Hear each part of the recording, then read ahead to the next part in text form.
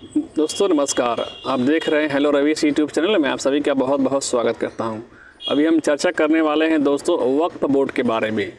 जी हाँ, वक्फ बोर्ड के नियम के बारे में दोस्तों, उसकी संपत्ति के बारे में और दोस्तों उससे जुड़े हुए अन्य चीज़ों के बारे में हम चर्चा करने वाले हैं।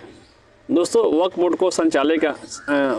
को चलाने का अपना उसका एक निजी संविधान था दोस्तों, लेकिन जो है दोस्तों उसमें सरकार जो है काफ़ी कुछ बदलाव लेकर के दोस्तों आ रही है।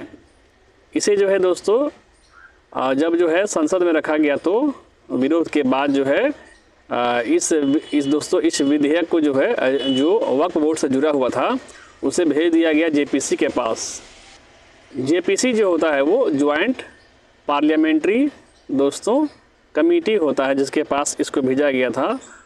दोस्तों वहाँ पे जो है इसको पास कर दिया गया है। वहाँ जो लोग उसमें शामिल थे उन लोगों ने जो है कुछ बदलाव करके इसमें जो है इसे पास कर दिया है और हो सकता है कि यह देश में कुछ दिनों के बाद कानून का रूप दोस्तों ले ले।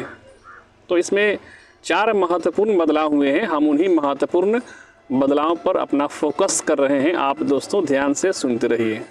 दोस्तों वक्फ बोर्ड जो होता है इसको संचालित करने के लिए दोस्तों इसमें जो सदस्य होते हैं, पहले नियम था कि उसमें कोई भी महिला उसकी सदस्य नहीं बन सकती थी दोस्तों, उसकी मेंबर नहीं हो सकती थी। लेकिन इसमें इसको बदलाव कर दिया गया है और उसमें यह भी नियम था कि दोस्तों वक्फ बोर्ड में जो है कोई भी गैर मुस्लिम यानी कि जो मुस्लिम दोस्तों नहीं हो, यानी कि सिर्फ मुस्लिम ही लोग जो है उसके मेंबर जो है हो सकते थे। इसमें बदलाव कर दिया गया है। अब इसमें 2 महिलाओं को जो है जगह दिया गया है और 2 वैसे लोग जो इस्लाम धर्म के नहीं हो दोस्तों, वैसे लोगों को शामिल इसमें किया जा सकेगा। पहले जो है अगर कहीं पर दोस्तों मस्जिद अगर है या फिर मदरसे अगर हैं इस तरह के, तो वहाँ की ज़मीन जो है ऑटोमेटिक जो है वक्फ की हो जाया करती थी। लेकिन जो है अब ऐसा नहीं होगा। अब जो है जहाँ मस्जिद संचालित हो रहा है या फिर अन्य जो है धार्मिक अगर कोई काम हो रहा है, तो उसमें जो संचालित दोस्तों जो लोग कर रहे हैं तो उनको जो है खुद से जो है वो वक्फ की संपत्ति दोस्तों वो घोषित नहीं कर सकते हैं। ऑटोमेटिक पहले घोषित हो जाया करता था, उस पर दोस्तों रोक लगा दी गई है। वो ज़मीन जिनकी है जब तक कि वो दान में नहीं देंगे दोस्तों, तब तक के जो है तब तक कि वो ज़मीन जो है वक्फ की संपत्ति नहीं कहलाएगी। इसमें जो है पहले एक और जो नियम था वक्फ बोर्ड में, वो था सेक्शन 40 में रीज़न टू बिलीव के तहत अगर वक्फ बोर्ड किसी प्रॉपर्टी पर दावा करता है तो उस ज़मीन पर दावा करने वाला सिर्फ ट्रिब्यूनल में ही अपील कर सकता है। जी हाँ, सेक्शन 40 में रीज़न टू बिलीव के तहत अगर वक्फ बोर्ड किसी प्रॉपर्टी पर दावा करता है तो उस ज़मीन पर दावा करने वाला सिर्फ जो है ट्रिब्यूनल में ही अपील कर सकता है।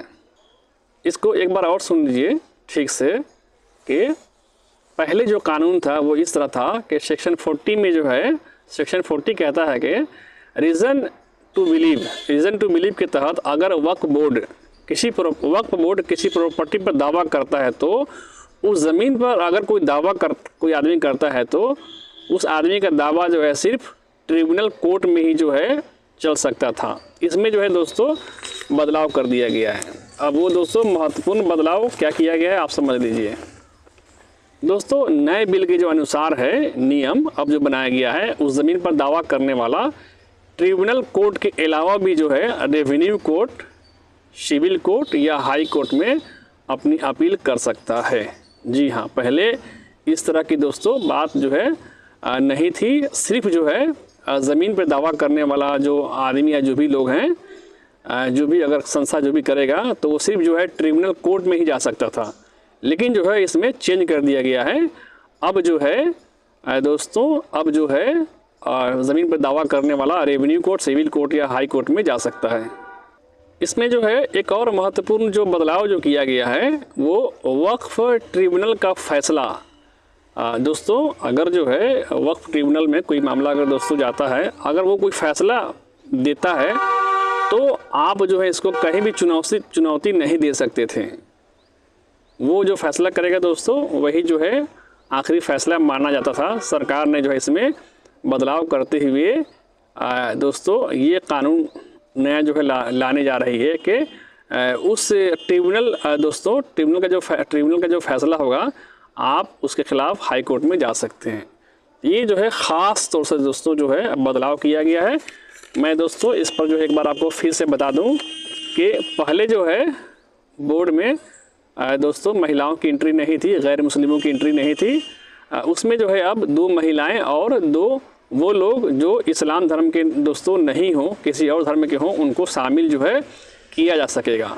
उसके बाद जो है दोस्तों अगर जो है किसी ज़मीन पर अगर मस्जिद है या फिर मदरसे चल रहे हैं या फिर कुछ और, तो ज़मीन जो है ऑटोमेटिक जो है वो वक्फ बोर्ड की हो जाया करती थी।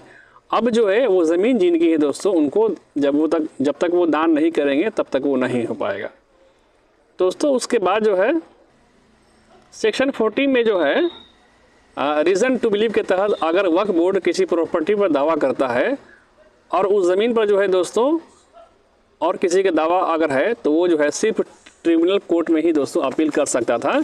लेकिन इसमें दोस्तों चेंजिंग कर दिया गया है, अब वो रेवेन्यू कोर्ट, सिविल कोर्ट या फिर हाई कोर्ट में जा सकता है। उसके बाद जो है पहले नियम था कि वक्फ ट्रिब्यूनल का फैसला आखिरी होता था, लेकिन अब उसे आखिरी दोस्तों नहीं माना जाएगा, बल्कि अगर आदमी संतुष्ट नहीं है तो हाई कोर्ट में भी जा सकता है। तो दोस्तों यूँ समझिए कि जो ट्रिब्यूनल जो है दोस्तों वक्फ ट्रिब्यूनल जो है उसके जो है पर जो है पूरी तरह से कतरने की कोशिश की गई है इस बिल के द्वारा। तो देखना है दोस्तों आगे क्या कुछ हो रहा है।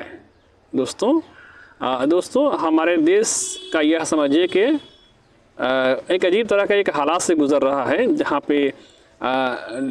पे जो है आम लोगों के जीवन में जो परेशानी है, बेरोज़गारी है, महंगाई है, किसी आदमी के पास इतना कर्ज है कि सुसाइड लोग कर लेते हैं, बहुत सारी परेशानियां हैं। तो इन सब चीज़ों पर सरकार को जो है ध्यान देना चाहिए, लेकिन सरकार इस पर ध्यान नहीं दे करके एक जो है दोस्तों हमेशा वो एक ऐसा ही मुद्दा चुनती है जो ज़रूर जो है मुस्लिम से जुड़ा हुआ हो, हिंदू मुस्लिम वाली दोस्तों इनकी जो है राजनीति जो है चलती रहे और लोग उसमें उलझे रहे और लोगों को अपने ज़िंदगी में क्या कुछ चल रहा है उस पर ध्यान उनका बिल्कुल नहीं जाने पाए दोस्तों। तो हर 2-4 महीना पे कुछ न कुछ जो है नई चीज़ आते रहती है मोदी सरकार की तरफ से। अभी मैं बता दूं कि आज ही जो है उत्तराखंड में यूसीसी लागू किया गया है। जी हाँ दोस्तों, यूसीसी दोस्तों समान जो है नागरिक संहिता जो है लागू किया गया है। इसके तहत किसी भी धर्म का व्यक्ति अगर हो तो उसके लिए सब एक ही कानून है। जी हाँ, या वो जो है दोस्तों हत्या का मामला हो या फिर जो है ज़मीन बंटवारे का मामला हो या किसी चीज़ का मामला हो, तो सभी लोगों को जो है एक समान जो है दोस्तों अब जो है वो चीज़ दोस्तों लागू कर दी गई है। जैसे कि मुस्लिमों में है कि दोस्तों कुरान में भी इसका जिक्र है, हदीस में भी है कि बेटी का जो हक़ होता है वो बेटे के हक़ से आधा होता है। बेटे का हक़ ज़्यादा दिया गया है, बेटी को भी हक़ है लेकिन बेटे से कम है। लेकिन उसके अनुसार जो है अब दोस्तों अब सभी लोगों को प्रॉपर्टी में अधिकार या फिर किसी चीज़ में एक समान जो है दिया जाएगा। इससे जो है घर में दोस्तों तनाव बढ़ सकता है। और आपने देखा होगा कि मुस्लिम समाज में भाइयों में दोस्तों अक्सर जो झगड़े होते हैं या किसी भी समाज में प्रॉपर्टी को लेकर के होते हैं, और बहन से उतना टेंशन नहीं रहता था, या बहन जो है बाप की प्रॉपर्टी को लोग छोड़ भी देते हैं, नहीं लेते हैं लोग, ताकि भाइयों से उनका मोहब्बत बना रहे। लेकिन अब ये चीज़ जब एंट्री कर जाएगी तो दोस्तों घर घर में झगड़ा फंस जाएगा मुस्लिमों के। पहले भाई में झगड़े होते थे, अब भाई बहन सब में झगड़े होंगे, ऐसा दोस्तों मेरा अनुमान है। तो सरकार को जो है इन सब चीज़ों को जो है छेड़छाड़ नहीं करनी चाहिए, बल्कि सरकार को जो है ऐसा करना चाहिए कि सभी का जिसमें भला हो वो ऐसी चीज़ उठा करके लाए, ऐसा कानून जिससे बेरोज़गारी दूर हो, महंगाई दूर हो, लोग राहत की सांस ले सकें, इस तरह का जो है माहौल बनाया जाना चाहिए। देखिए दोस्तों भाई क्या होता है। बहुत बहुत शुक्रिया। चैनल को सब्सक्राइब कर लीजिए, आप लोग वीडियो को लाइक कर दीजिए। जय हिंद दोस्तों।